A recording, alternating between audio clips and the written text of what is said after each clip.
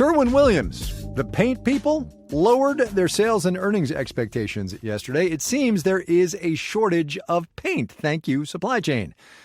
So we called Ryan Amato. He is the proprietor of Ryan Amato Painting in Easton, Pennsylvania. And we asked him, basically, paint shortages? Really?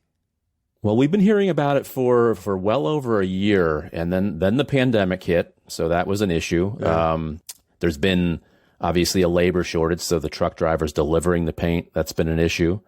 There was the freeze down in Texas, and they supply a good amount of the resins, which is an ingredient for all the paints that we use. Yeah, so it's a chemicals heavy process, right? Absolutely, it's an ingredient, just like you bake a cake. It's one of our main ingredients in the paint, and it's been we've had a major shortage of it. So what are you doing? Well, I like to think that we're well prepared at my company. So we have great suppliers and vendors.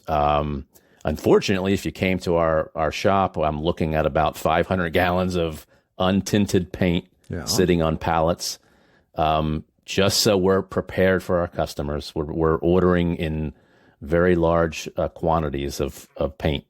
The catch, of course, is that untinted paint is no good if I need to paint my house blue, right? Absolutely. Yeah.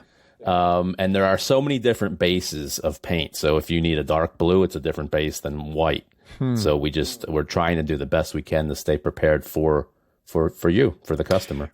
All right, so let's make it about me. I do, in point of fact, actually need to have my house painted. How much of a lead time do I need to give you before you can say, yep, I'll be there on Thursday? That's a great question, and it's been a struggle. So historically in our business, when we win a job, your job, we send you over a color sheet that you have to fill out. Yeah. Normally not a big deal. Give it to us a week or two before the project starts, and that's typically in about 4 to 6 weeks. Now we're really twisting your arm behind your back that as soon as you accept that job, we need that color sheet within a day or two after your job is accepted.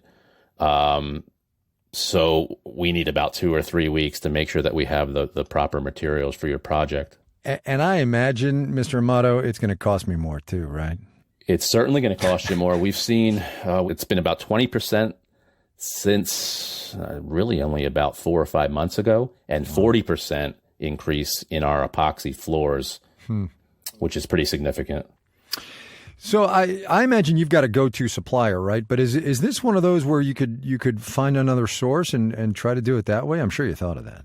And that's what we've been doing. Yeah. What the only problem with that is, and there's many different suppliers, and we all know them.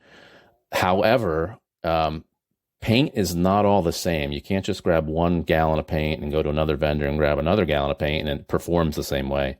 So not only are we seeing issues with, we're using now paints we haven't used before, it has also slowed down our production, our labor, because they're using new paints. It requires different paintbrushes. They all perform differently.